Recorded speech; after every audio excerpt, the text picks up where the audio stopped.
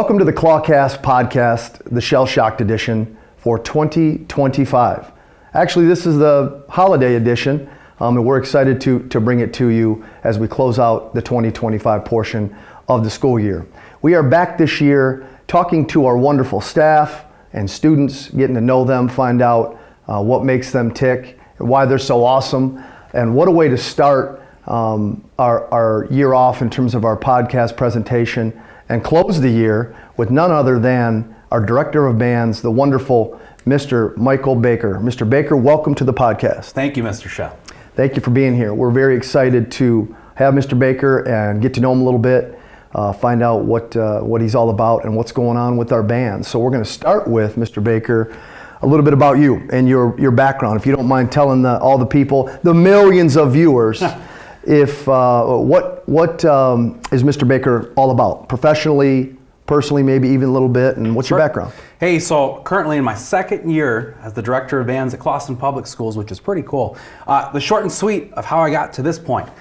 So I grew up in what you might affectionately call a non-musical family. My mom, I know she sang in choirs a little bit in high school, but that's come and gone. Nothing close to a band instrument anywhere in my blood. And I wasn't interested in it either myself, to be quite honest. However, in the district that I grew up in, I was a Lanphier kid. Yeah. Go telling anyone. Cross-town guy. Yeah, a little bit down the road. All right. Everyone had to at least give a good go at a band instrument in 5th grade. So if I had to do it, I was going to play alto saxophone. But I have a friend, his name was Eddie. He said I absolutely had to try the trumpet because it makes your lips feel funny when you play. They vibrate in the mouthpiece and it tickled a little bit.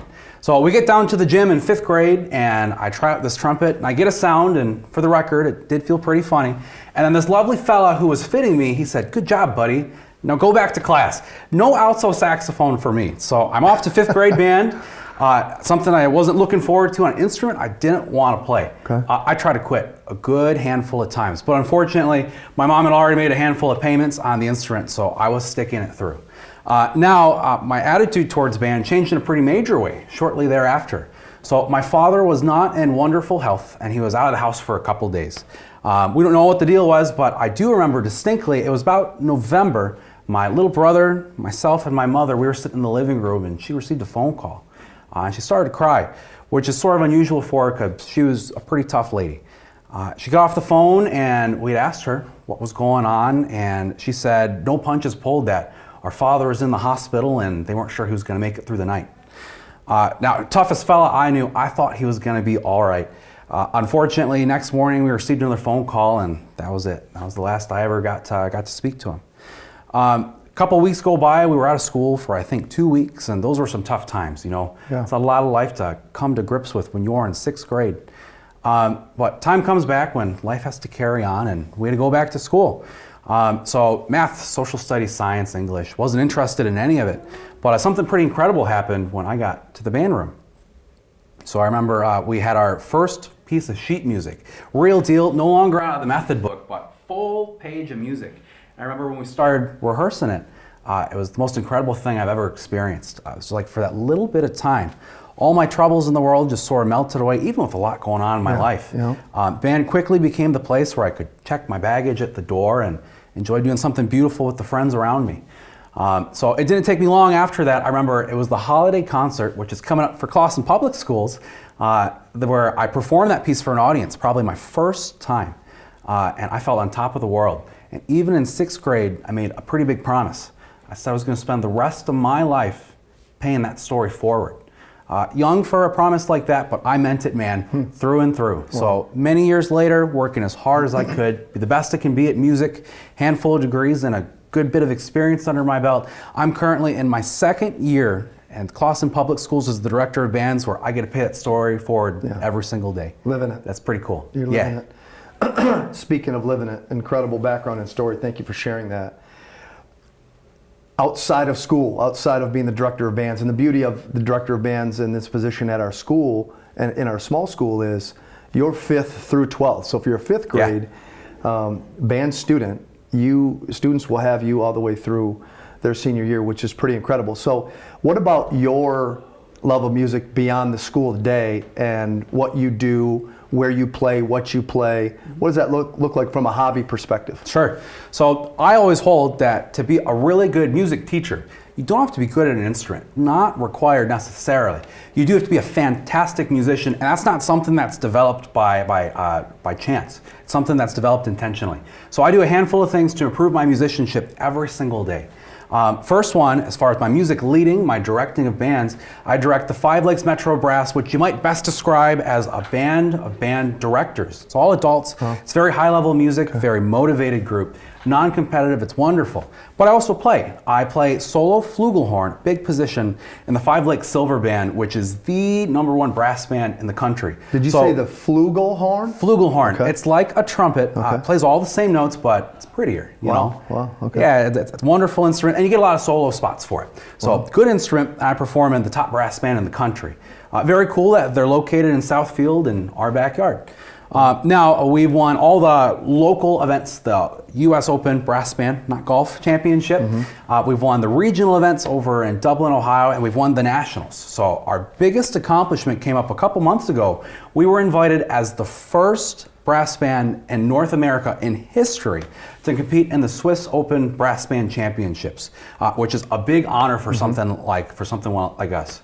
Sure. Now, the Swiss Open, for those who don't know, is a competition in Switzerland, in Lucerne, where they invite 10 of the best bands from around the world to come compete for their championship prize. We did that, but I think even bigger, beforehand, we took a tour in England where we performed with the best brass band in the world.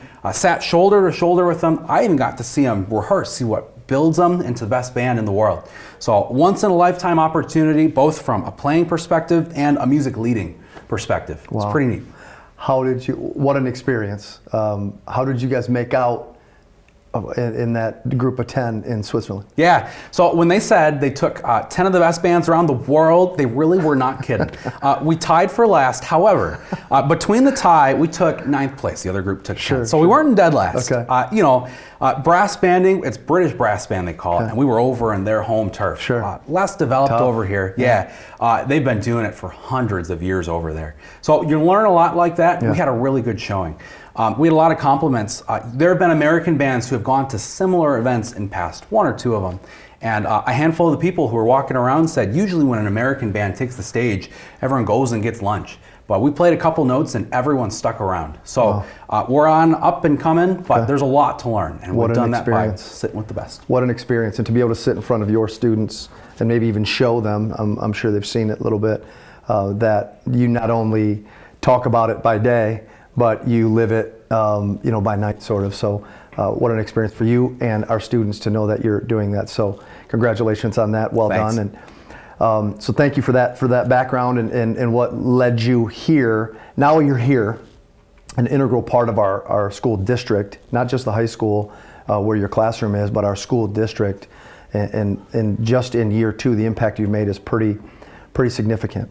What is it about Clawson specifically for you that you enjoy so much coming to work? I mean, you spend a lot of time here. It's oftentimes you'll 5, 6, 7 o'clock you'll walk by the band room and you're in there and the door's open. And what about Clawson Public Schools and this place for you makes it special? Sure. So I'm coming from an unnamed district, really big one, reputable.